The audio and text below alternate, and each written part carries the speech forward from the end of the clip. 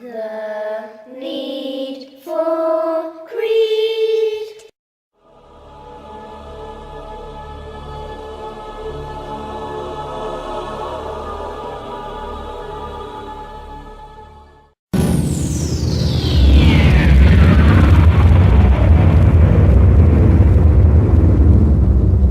We shall show them our signs on the furthest horizons and within themselves until it becomes clear to them that it is the truth. Then God turned to the heaven when it was smoke.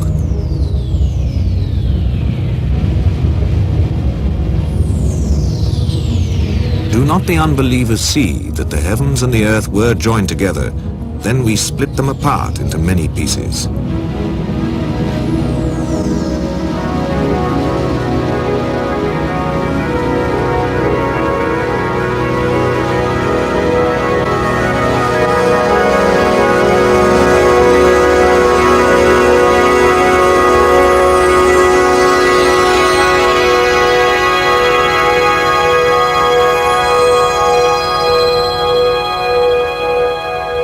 Praise be to God, Lord of the worlds.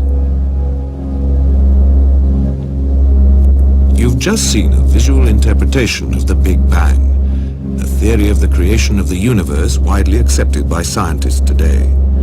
The words you heard were from the Quran, the holy book of Islam, recorded over 1,400 years ago.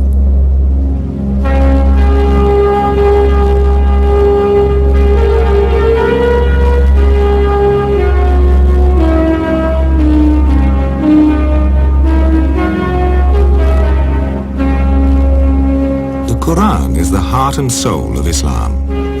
Muslims believe it to be the wisdom of God, revealed for all mankind through his Prophet Muhammad.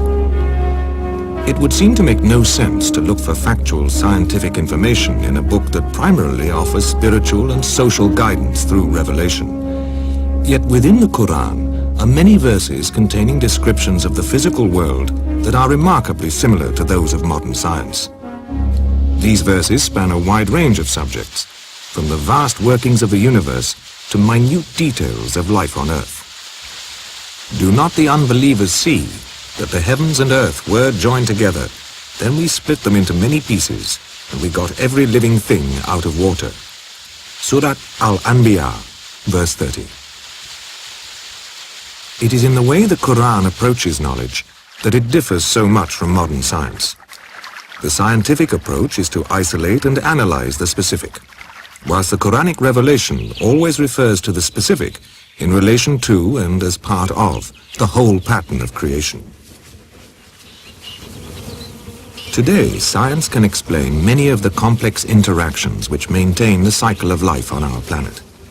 It's well understood how insects, animals and wind carry pollen from the stamens of one plant to the ovules of another.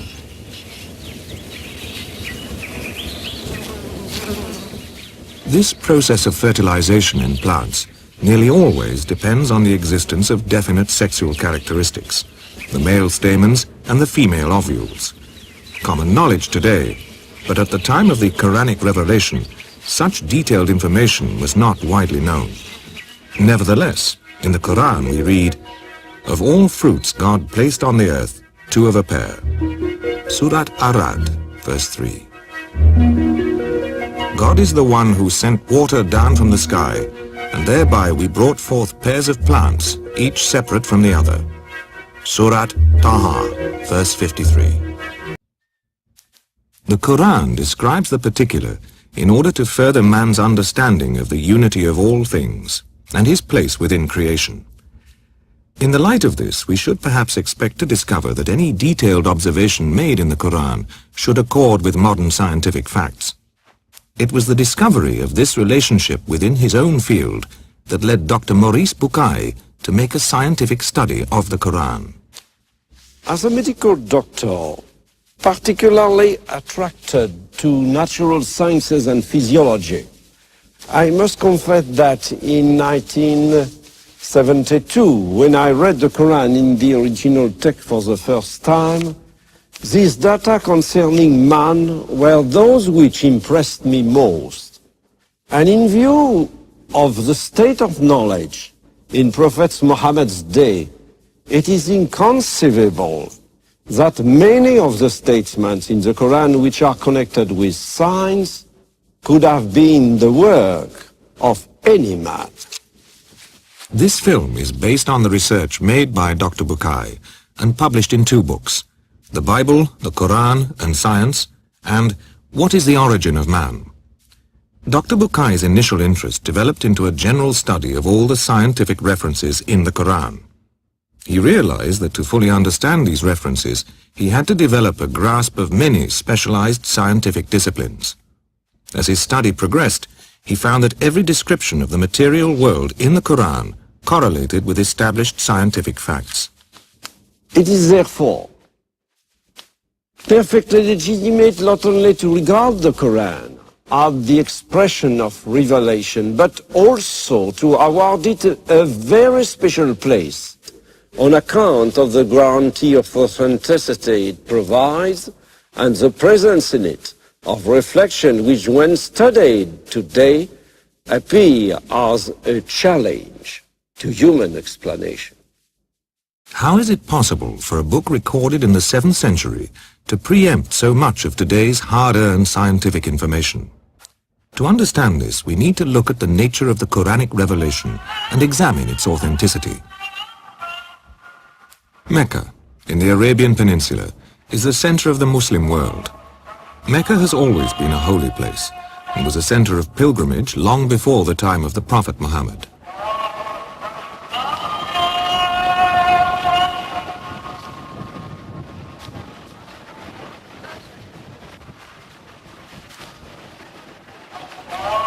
It was here that Muhammad was born and grew up to become a highly respected member of the community and successful merchant trader. It was his habit to retreat to the nearby Mountain of Light for periods of meditation and contemplation. In the cave of Hira, at the age of 42, he received his first revelation on the 6th of August in the year 610. Read, "In the name of your Lord who created man from something which clings." Read, "Your Lord is the most noble, who taught by the pen, who taught man what he did not know." Surat Al-Alaq, verses 1 to 5. The revelations continued over a period of more than 20 years, up to the death of the Prophet in the year 632. The Prophet, being unable to read or write, called upon his literate companions and dictated to them, and so supervised the transcription and proper recording of the revelations. These fragments were later assembled as the Quran. Altogether, there are 114 surahs, or chapters, composed of more than 6,000 verses. Within 15 years of the Prophet's death, a final Quran had been compiled and authenticated by the Prophet's companions, who had been present with him throughout the revelations. This was achieved during the Caliphate of Uthman, at the town of Medina, where the Prophet is buried. When Muhammad brought his message to Mecca, many of the people turned against him, and he was forced to flee with his followers. In Medina he was given refuge, and it was here that the first Muslim community was founded and Islam developed its social form. From that time the Quran has never changed, and the original meaning of the words has been preserved. The same Quran, word for word, and in its original language, Arabic, is used today across the Muslim world from Morocco to Malaysia.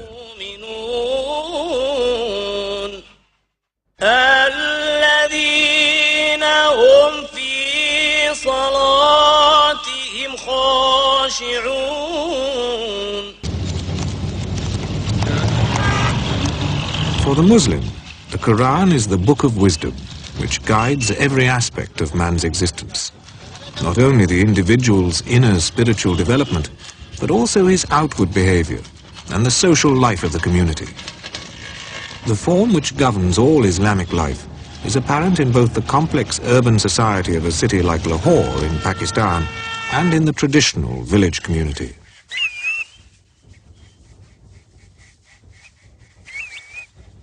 The foundation stone of any community, no matter how large or small, is the individual. It is the behavior of the individual which determines the social pattern, its strength or its weakness. There are many verses in the Quran which guide the individual's behavior and which deal with his responsibility towards others. In any Muslim community, whether urban or rural, this is learnt and understood from a very early age. The Quran describes this individual responsibility as a trust that God has given to man. Implicit in this trust is a threefold responsibility: to oneself, to others, and to the natural world. In this way, the individual sees himself as belonging, as a part of the whole, rather than separate.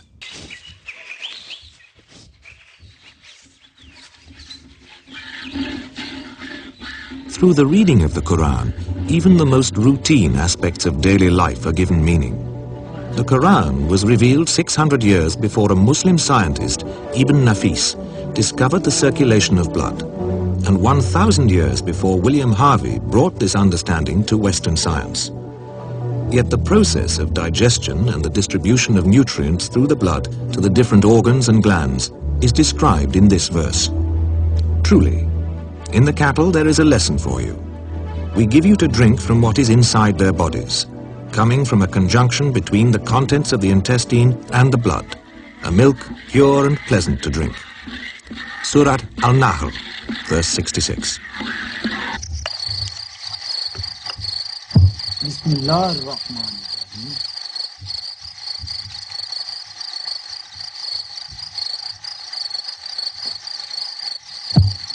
ar-Rahim. By accepting responsibility for his life, the individual becomes strong. From his sense of identity and belonging grows the strength of the village community, and from this, the strength of the larger community of the world.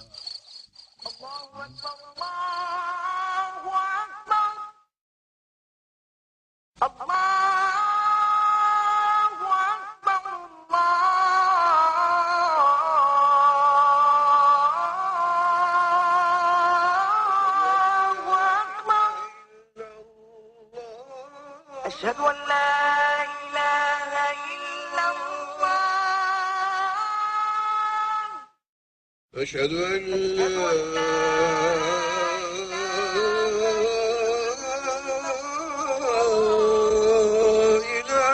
إلا الله. The Quran is, of course, far more than a guide to social and moral behavior. The acceptance of revelation essentially means believing in God the Creator. It also means believing in His prophets. For the Quran is quite literally regarded as the Word of God. It's well known that a Muslim prays 5 times a day, but less often understood that his prayer shouldn't end as he leaves the mosque, but should be carried with him, coloring the awareness with which he undertakes all his daily activities, no matter how mundane they might appear to be. In this way, he attempts to maintain a perspective on his mortality and to live in the world, but not be of it. Today, there are more than 1 billion Muslims in the world, living in many different countries, divided by language, culture, and politics, but joined together through their common belief in God and the teachings of the Quran.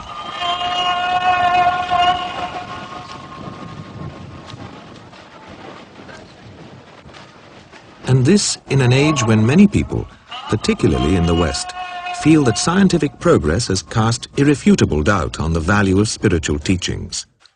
Islam itself has never considered that there is any real contradiction between science and religion. The late Professor Ismail Faruqi was a highly respected authority on Islamic studies. To be a Muslim is to be a scientist, because you cannot be a Muslim if you do not fulfill the terms of the Khilafah. And the terms of the Khilafah are that you deal with nature, that you transform nature. Nature within you, and nature in other human beings, and nature outside, the trees, the mountains, the rivers, and everything. The whole of creation. So you've got to study nature in order to know its laws, its secrets, as it were, in order to deal with it and transform it. Also, another reason, nature is the creation of God. And God subhanahu wa ta'ala, Allah subhanahu wa ta'ala has planted in nature His sunan, His patterns. And therefore, to discover the patterns of nature is to discover the sunan of Allah, and therefore to glorify Allah. And so there are these two reasons why every Muslim must be a scientist. And this is why the Muslims have done wonders in science. Therefore, the Muslim goes to nature not because nature is an enemy, like, for instance, the Greeks did. The Muslim goes to study nature not because there is a jinni in nature which he is trying to master or to subdue. Not at all. The Muslim goes to nature because nature is a gift from Allah, which Allah has made musakhar, that is to say, subservient to man, in order that man may live and may fulfill the commandments of Allah. By observing nature, man has always learnt to adapt it to his needs. Ancient irrigation systems are a perfect example of man turning observation into practical knowledge. It isn't necessary to have a scientist's understanding of nature to develop such basic technology.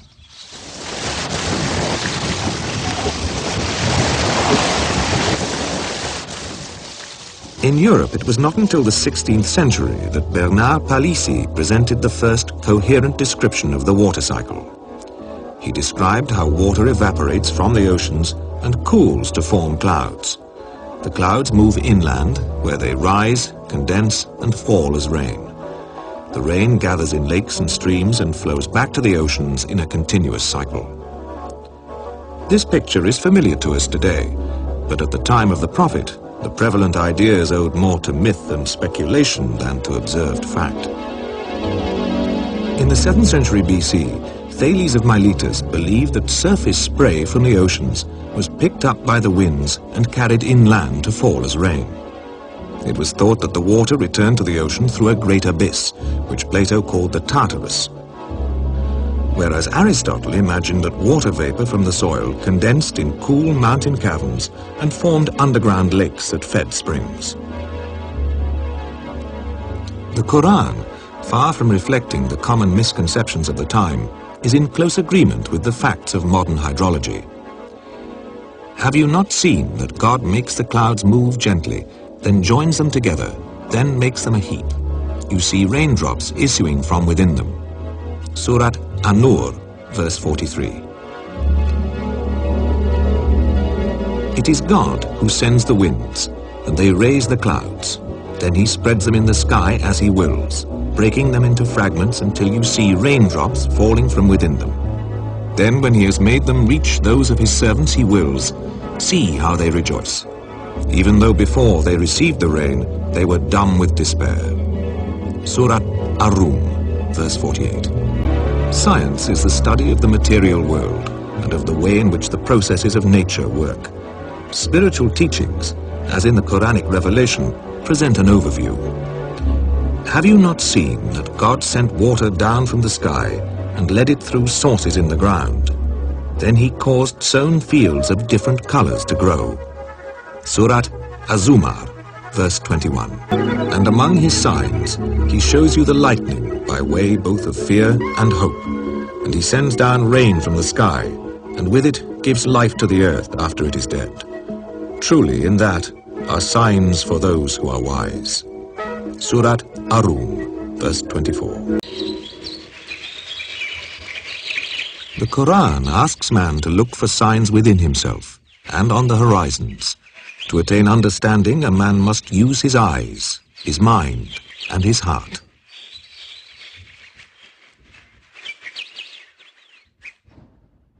Any path of knowledge demands an act of faith, but not, as it is commonly misunderstood, blind faith. True seekers of knowledge expect their ideas and their faith in those ideas to be continually tested.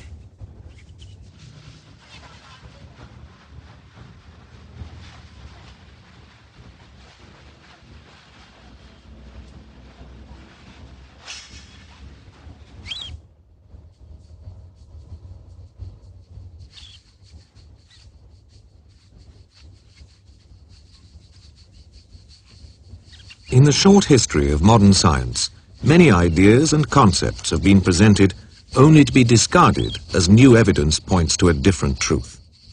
Nevertheless, there are many scientific discoveries that can be said to be undisputed facts. The fact that the sun is a direct source of light and the moon, having no light of its own, merely a reflective body, is common knowledge today and accepted without question.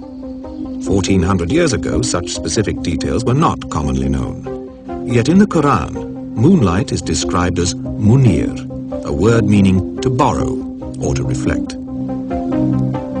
The sun is compared to a blazing lamp, wahaj, or a torch, siraj, a precise and accurate description of the difference between sunlight and moonlight. Blessed is the one who placed the constellation in heaven and placed therein a lamp and a moon giving light. Surat Al-Furqan, verse 61.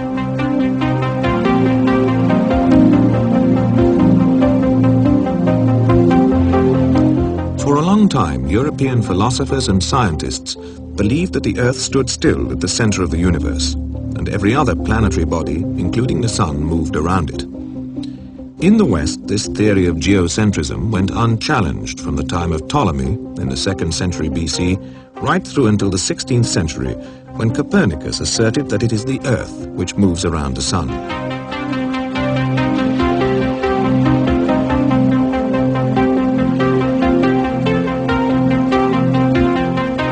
In 1609, the German astronomer Johannes Kepler published the Astronomia Nova, in which he concluded that not only do the planets move in elliptical orbits around the sun, but they also rotate upon their axes at irregular speeds. With this knowledge, it became possible for European scientists to explain correctly many of the mechanisms of our solar system, including the process of night and day. In describing the sequence of night and day, the Quran uses the Arabic verb kawara, which tells how the night winds or coils itself about the day and the day about the night, an image which fits perfectly with a cycle of night and day produced by the turning of the earth upon its axis. He makes the night enfold the day and the day enfold the night. Surat Az-Zumar, verse 5.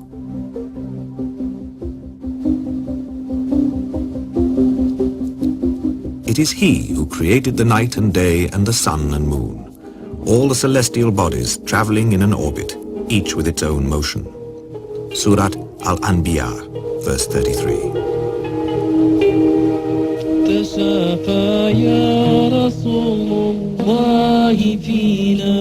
Revelation goes much further than science in its unified vision of creation. Yet those aspects of it which specifically describe the material world agree with established scientific fact. Also, there is no observation in the Quran which is contradicted by scientific fact. وأسرى في غافتنا فعينا نرى مولى يصارع في ذاك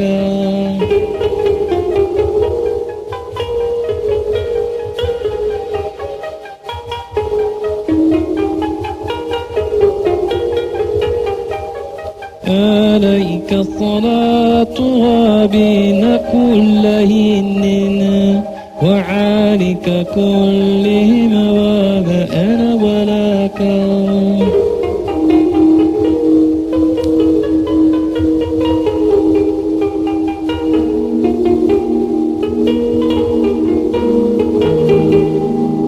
عليك صلاة ربنا كل هين وآلك كلهم وما أنا ولاك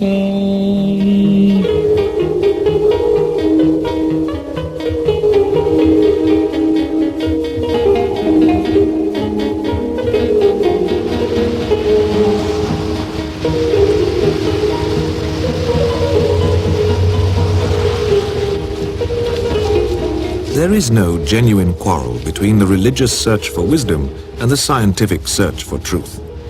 It is dogmatism that creates this illusory schism. Religious dogmatism leads to the denial of much genuine scientific discovery. Scientific dogmatism often arises through an inability to distinguish between fact and theory. Nowhere does this become more apparent than in the controversy surrounding the theory of evolution. For most of us, the concept of evolution conjures up the name Charles Darwin. Now, here's Charles Darwin, and we want to remember him because he's the first person to think of a convincing mechanism to explain how evolution might have occurred. He called this mechanism natural selection, and he described it in his book. Who remembers the name of his book? He wrote a book called The Origin of Species. Right. He sailed in the Pacific to a group of islands called the Galapagos on his ship. Does anyone remember? Yes? HMS Beagle, right. On the Galapagos Islands, Darwin found living proof of an evolutionary process at work. He found, for instance, that there were considerable variations in the beaks of finches, each having evolved to exploit a different ecological niche.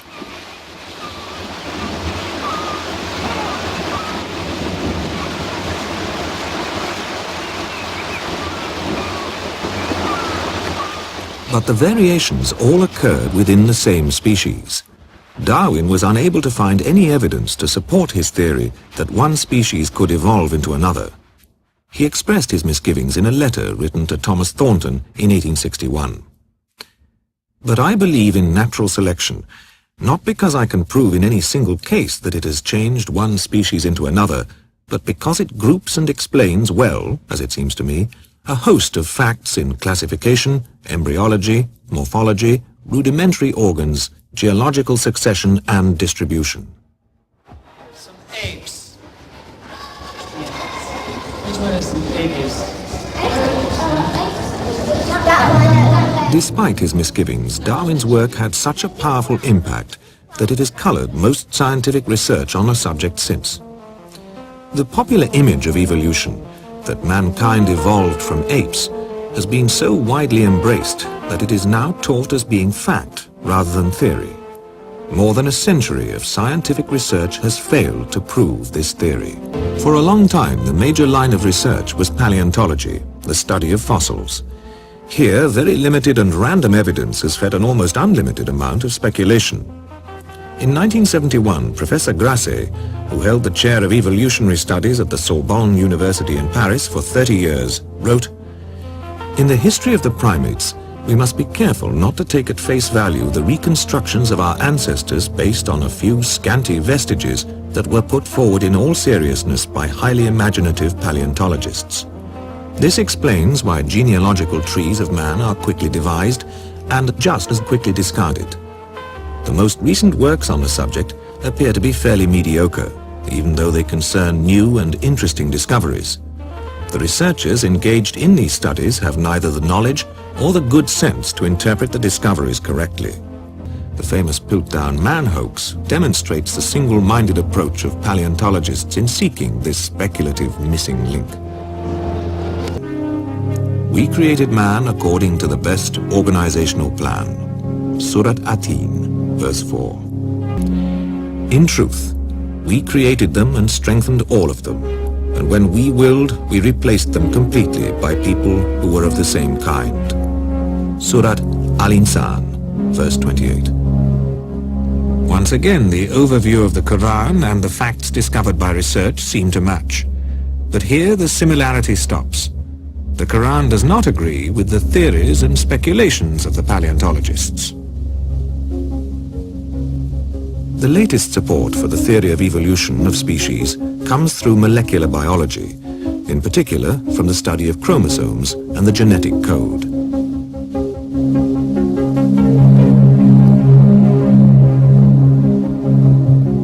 In multicelled organisms, the complete genetic code is contained within the nucleus of each and every cell in the body.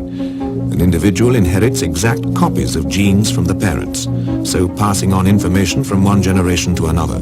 The only way a gene can change is through mutation during the duplication process. Geneticists have shown how this process of mutation can account for major physical changes within a short time span. But this is far from proving that one species can evolve into another, and it's even further from providing a complete explanation for the myriad life forms on this planet.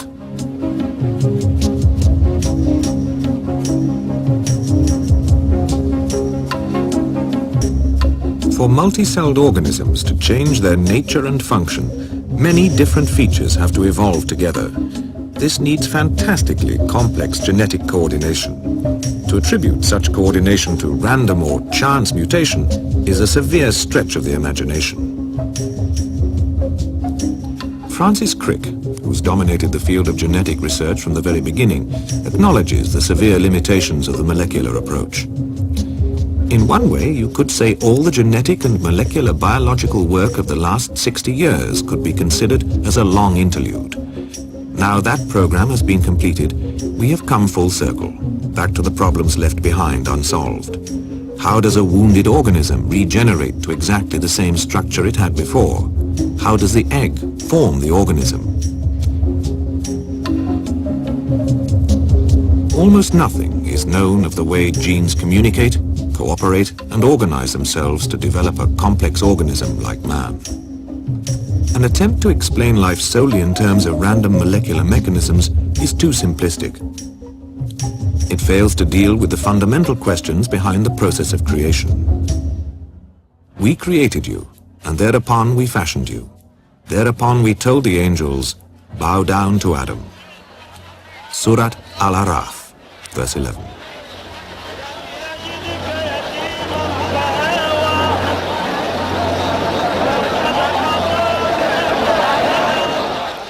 The spiritual concept behind the creation of man from clay or earth is well known. Science has shown how there is also a physical reality in this statement. The chemical components which form the human body are present to a greater or lesser quantity in the ground. God is the one who created you, then fashioned you harmoniously and in due proportion. Into whatever form He willed, He made you out of components. Surat Al-Infitar, verses 7 and 8. The creation of mankind as a species can be seen in microcosm with the creation of each individual human being. The Quranic verses dealing with the fertilization and development of the human embryo are stunning in their clarity and precision. What you're seeing is the actual journey of the male sperm to the egg, photographed inside the body for the first time. God fashioned the two of a pair, the male and the female, from a small quantity of sperm when it is poured out. Surat An-Najm, verses 45 and 46. Then we placed man as a small quantity of sperm in a safe lodging, firmly established. Surat Al-Mu'minun, verse 13.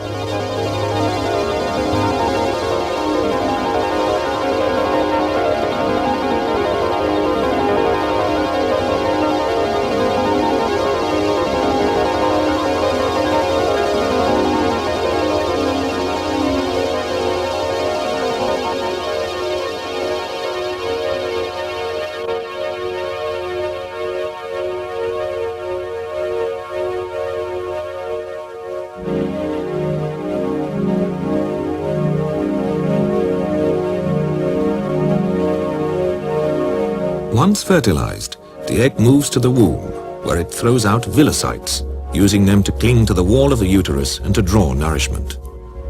Read, in the name of your Lord who fashioned man from something which clings. Surat Al-Alaq, verses 1 and 2. We fashioned the thing which clings into a chewed lump of flesh, and we fashioned the chewed lump of flesh into bones, and we clothed the bones with intact flesh. Surat Al-Mu'minun, verse 14. As the embryo grows, it passes through stages where many of its parts are out of proportion. We fashioned you into something which clings, into a lump of flesh in proportion and out of proportion. Surat Al-Hajj, verse 5.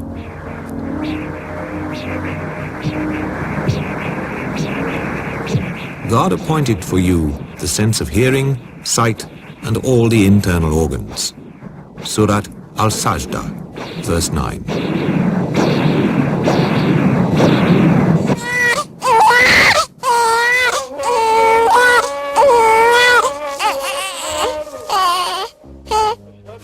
Today, we are born into an age of great scientific accomplishment. We've learnt about many of nature's infinitely complex mechanisms. When we think about the remarkable organization presiding over the birth and maintenance of life, it becomes less and less possible to consider it as the result of chance. As scientists delve deeper into cellular and subatomic worlds and outwards into mysteries of the universe, they reach new and baffling frontiers of knowledge. The classical mechanistic view of life ceases to work, and scientists are confronted with questions that have traditionally been seen as belonging to the realm of spiritual and religious belief. It is certain that science, being a relative form of knowledge, will never be able to answer these questions. O assembly of jinns and men, if you can penetrate regions of the heavens and the earth, then penetrate them. You will never penetrate them, save with a power. Surat Ar-Rahman, verse 33. The realization that life can only be truly understood in terms of its interrelatedness and interdependence is the starting point of all religious and spiritual knowledge. The Quranic revelation is the most recent in a long tradition of revealed wisdom. It presents an overview within which all other ways of seeking knowledge, including science, can be guided towards a fuller, more complete understanding. The world is already seeing and suffering from the consequences of the lack of this unified vision.